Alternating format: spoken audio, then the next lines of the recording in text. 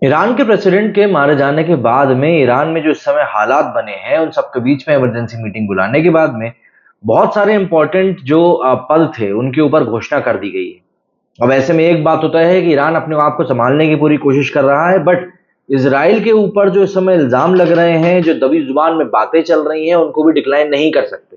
वहीं जिस प्लेन में, जिस हेलीकॉप्टर में ईरान के प्रेसिडेंट ट्रेवल कर रहे थे, उसको लेकर भी कुछ सवालिया निशान खड़े हो रहे हैं, क्योंकि कुल जमा 3 हेलीकॉप्टर्स थे जो ट्रेवल कर रहे थे, लेकिन जो हेलीकॉप्टर क्रैश हुआ, जिसकी हार्ड लैंडिंग हुई, वो सिर्फ वही था जिसमें कि ईरान के प्रेसिडेंट और फॉरेन मिनिस्टर सवार थे।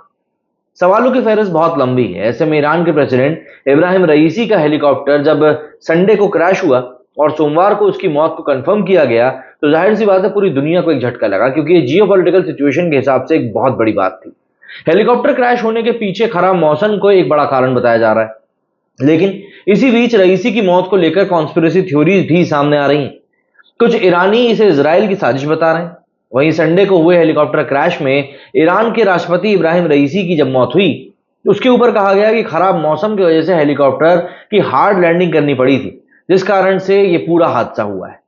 दुनिया भर में इब्राहिम रईसी की मौत को लेकर, जहां एक तरफ दुनिया भर में इब्राहिम रईसी की मौत को लेकर दुख जताया जा रहा है, तो ईरान के भविष्य को लेकर भी वहीं पर बातें भी की जा रही हैं। राष्ट्रपति के साथ हेलीकॉप्टर में ईरानी विदेश मंत्री हुसैन अमीर समेत कुल जमा 9 लोग सवार थे। सोमवार को ईरान की मीडिया ने अपने राष्ट्रपति और विदेश मंत्री की मौत की पुष्टि करी। सोमवार को एक ईरानी ऑफिशियल ने इंफॉर्मेशन दी कि राष्ट्रपति रईसी जिस हेलीकॉप्टर में सवार थे, वो पूरी तरह से जला हुआ मिला। खराब मौसम के कारण रेस्क्यू स्पेशलिस्ट को क्रैश साइट पर जाने में घंटों की मशक्कत करनी पड़ी। ऑफिशियली जहां हादसा का पॉसिबल रीजन निकलकर सामने जो आया है, वो बारिश और कोहरे वाला खराब मौसम बताया जा रहा है। वहीं सोशल मीडिया पर कुछ लोग इसे ईरान के दुश्मन इजराइल की कॉन्स्पिरेसी करार दे रहे हैं। सवाल इसलिए भी उठ रहे हैं क्योंकि हाल में हमास और इजराइल के टेंशन में ईरान खुलकर हमास का सपोर्ट कर रहा था, और पिछले दिनों ईरान और इजराइल दोनों की ओर से एक दूसरे से टारगेट को हवाई हमले में निशाना बनाने का दावा किया गया था। सोशल मीडिया पर ईरान के कुछ लोग रईसी की मृत्यु के पीछे कॉन्स्पिरेसी की बात कर रहे हैं। लोग लिख रहे हैं कि राष्ट्रपति के काफिले में 3 हेलीकॉप्टर थे, तो ऐसा क्यों हुआ कि 2 हेलीकॉप्टर सही सलामत आ गए और राष्ट्रपति का ही हेलीकॉप्टर हादसे का शिकार हो गया। द इकोनॉमिस्ट की एक रिपोर्ट के मुताबिक कई ईरानियों का कहना है कि इस एक्सीडेंट के पीछे इजराइल हो सकता है। ये कॉन्स्पिरेसी थ्योरी इसलिए भी सामने आ रही है क्योंकि गाजा में चल रहे इजरायली हमले के बीच कुछ समय पहले ईरान ने इजराइल के ऊपर हमला किया था। इजराइल ने तब कहा था कि ईरान को इसके गंभीर रिजल्ट भुगतने पड़ेंगे, कॉन्सिक्वेंसेस खतरनाक होंगे। इजराइल ने अप्रैल की शुरुआत में सीरिया की राजधानी दमिश्क में एयर स्ट्राइक करी थी, जिसमें कि ईरान के ब्रिगेडियर जनरल मोहम्मद रेजा जिहादी की मौत हुई थी। जिहादी ईरान की इस्लामिक रिवॉल्यूशनरी गार्ड कॉर्प्स के सीनियर कमांडर थे। अब कई ईरानी कह रहे हैं कि रईसी की मौत के पीछे भी इजराइल का हाथ है। हालांकि इजराइल ने कभी ईरान के हेड ऑफ स्टेट को निशाना नहीं बनाया है। इस बीच कॉन्स्पिरेसी थ्योरी को लेकर इजराइल का बयान भी आया। न्यूज एजेंसी राइटर्स से बातचीत में एक सीनियर इजरायली ऑफिशियल ने साफ कहा कि इस हादसे में हमारी कोई भूमिका नहीं है। बट यहां पर बात करने वाली यह भी है कि भाई कोई भी खुले तौर पर अपनी बात तो बोलेगा नहीं। वैसे एक्सपर्ट्स भी ईरानी राष्ट्रपति की मौत के पीछे इजराइल के इन्वॉल्वमेंट से इनकार कर रहे हैं। उनका कहना है कि ईरान के राष्ट्रपति को मारने का मतलब सीधे तौर पर जंग का ऐलान करना है। वैसे इजराइल हमेशा से ही ईरान के मिलिट्री और न्यूक्लियर फैसिलिटी से रिलेटेड लोगों को ही टारगेट करता रहा है, ना कि हाई प्रोफाइल राजनीतिक शख्सियतों को। इकोनॉमिस्ट की रिपोर्ट में कहा गया है कि रईसी की मौत में इजराइल की इन्वॉल्वमेंट को नकारने के बड़े कारण मौजूद हैं। दरअसल इजराइल ने कभी भी ईरान के हेड ऑफ स्टेट को मारने की कोशिश नहीं करी। ये तो लड़ाई का आगाज करने जैसा है, जिसके बदले में ईरान की तरफ से भयानक रिएक्शन देखने को मिल सकता है। ईरान के राष्ट्रपति का हेलीकॉप्टर रविवार को ईरान के पास अजरबैजान की राजधानी तबरेज की तरफ जा रहा था कि तभी वो शिकार हो गया इस हादसे का। हादसा तबरेज शहर से करीब 50 किलोमीटर दूर बर्जेकान शहर के पास हुआ। टाइम मैगजीन ने अपनी रिपोर्ट में कहा है कि हेलीकॉप्टर जिस जगह क्रैश हुआ, उस जगह को लेकर भी कॉन्स्पिरेसी थ्योरी सामने आई। रिपोर्ट में लिखा गया है कि रईसी का हेलीकॉप्टर अजरबैजान जो कि देश है, इसके साथ लगती बॉर्डर के पास में पहाड़ी जंगलों में क्रैश हुआ। ईरान के जितने भी पड़ोसी हैं, उनमें से अजरबैजान के साथ ही उसकी सबसे कम करीबी है, क्योंकि अजरबैजान के इजराइल के साथ भी संबंध है।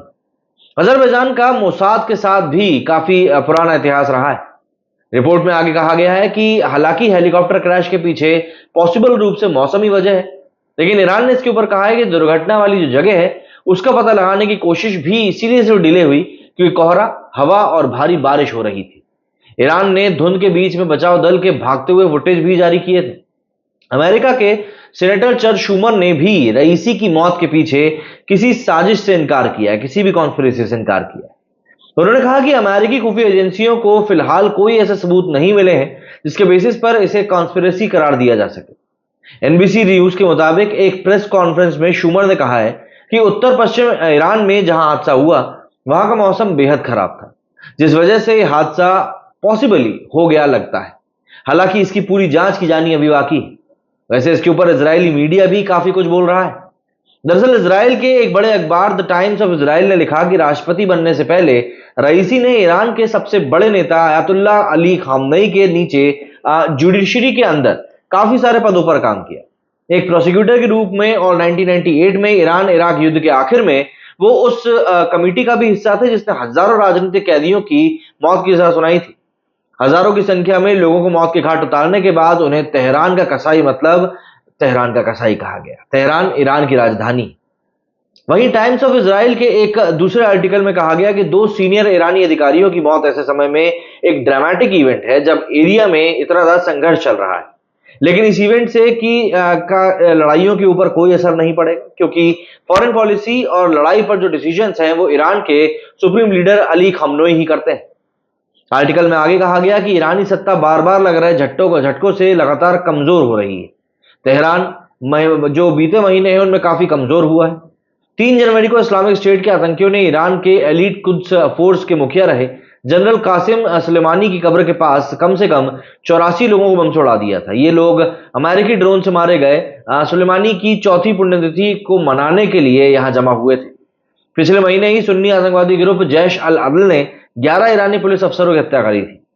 इजराइल के एक और अखबार द जेरूसलम पोस्ट ने एक एनालिटिकल आर्टिकल छापा है जिसमें कहा है कि रईसी की मौत से ईरान की घरेलू राजनीति पर असर देखने को मिलेगा, लेकिन सत्ता नहीं बदलने वाली।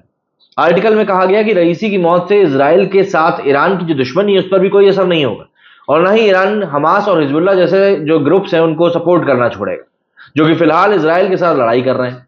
रईसी की मौत से ईरान के परमाणु बम बनाने की योजना पर भी कोई असर नहीं पड़ेगा। जेरूसलम पोस्ट ने ही एक दूसरे आर्टिकल में लिखा है कि संडे को उत्तर पश्चिमी ईरान में कोहरे की कंडीशन में ईरानी राष्ट्रपति इब्राहिम रईसी के हेलीकॉप्टर की इमरजेंसी हार्ड लैंडिंग की खबर के बाद इजराइल के कई यहूदी धर्मगुरुओं ने सार्वजनिक रूप से टिप्पणी करी थी। उनका कहना था कि यह सब तो ऊपर वाले का किया हुआ है। धर्मगुरु मीर अबुतुल ने रईसी को तेहरान का जल्लाद कहते हुए अपने एक फेसबुक पोस्ट में उनके लिए ऑब्जेक्शनेबल शब्दों का इस्तेमाल किया। अपनी पोस्ट में अब्दुल लिखते हैं कि वो यहूदियों को सूली पर लटकाना चाहता था, इसलिए ईश्वर ने एक हेलीकॉप्टर क्रैश में उसके और इजराइल से नफरत करने वाले लोगों को साथियों को सजा दी। अब्दुल ने लिखा है कि यह रईसी को ईश्वर का दंड है। इजराइल की एक न्यूज वेबसाइट हरेज ने भी लिखा कि घंटों चले सर्च ऑपरेशन के बाद रेस्क्यू टीम ने राष्ट्रपति रईसी और विदेश मंत्री अब्दुल्लाहियान को ले जा रहे हेलीकॉप्टर को ढूंढ लिया, जो पूरी तरह से जली हुई कंडीशन में मिला। सोमवार को ऑफिशियल्स ने इस बात की पुष्टि भी करी कि हेलीकॉप्टर पर सवार सभी लोग मर गए। वैसे देखा जाए तो सवालों के जवाब तो जांच के बाद ही मिलेंगे, लेकिन इस हादसे के पीछे कहीं ना कहीं ईरान की उस एविएशन सिस्टम को भी जिम्मेदार माना जा सकता है जो काफी ज्यादा कमजोर है। दरअसल ईरान और उसकी सेना का एविएशन सिक्योरिटी का इतिहास बहुत खराब रहा है। पहाड़ी इलाकों में घने कोहरे के कारण यह प्रॉब्लम और भी ज्यादा बढ़ जाती है। बेल 212 वो हेलीकॉप्टर जिसमें ईरान के राष्ट्रपति उड़ान भर रहे थे, उसका ट्रैक रिकॉर्ड भी कोई खास नहीं है। इस हेलीकॉप्टर की वजह से सबसे हालिया फेटल एक्सीडेंट पिछले साल सितंबर 2023 में हुआ था। एक प्राइवेटली ऑपरेटेड हेलीकॉप्टर यूएई के कोस्ट पर क्रैश हो गया था। इसी तरह की एक दुर्घटना 2018 में हुई थी जिसमें कि 4 लोग खत्म हुए थे। बेल 212 के चालक दल सहित करीब 15 लोगों को ले जा सकता था। इसके अलावा aerial fire fighting gear deploy करने और याच कार्गो के लिए भी यह फ्रेंडली था।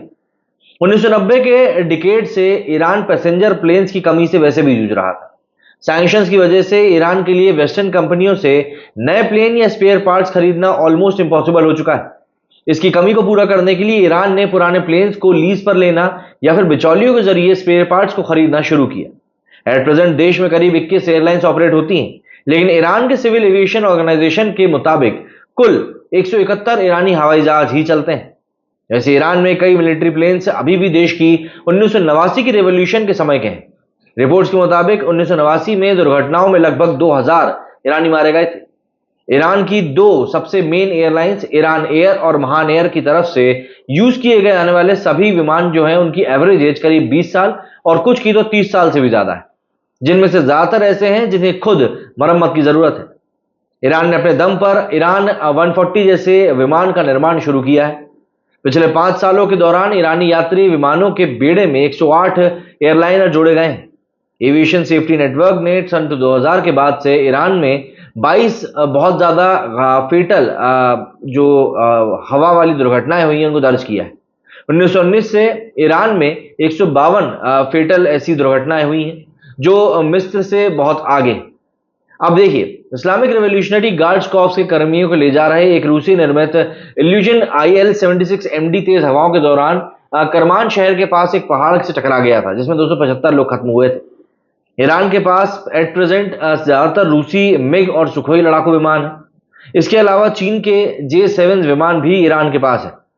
1979 की इस्लामिक क्रांति के पहले कुछ अमेरिकी F-4 F-5 फाइटर जेट भी इसके बेड़े में शामिल है। कस्टम ऑर्गेनाइजेशन के डेटा के मुताबिक वैश्विक प्रतिबंधों के बावजूद ईरान ने पिछले 10 सालों में तुर्की, UAE, जर्मनी और यहां तक कि यूक्रेन और अमेरिका सहित देशों से कम $236 मिलियन का विमान और ड्रोन इंजन के अलग अलग भागों को इंपोर्ट किया है। अब ईरान का जो ये पूरा डेवलपमेंट हुआ, इसके बाद जाहिर सी बात है दुनिया भर में उथल पुथल मची हुई है। क्या कहना है आप लोगों का इस बारे में? कमेंट करके जरूर बताएं। मेरे वीडियो फिलहाल इतना ही। जय हिंद, जय भारत।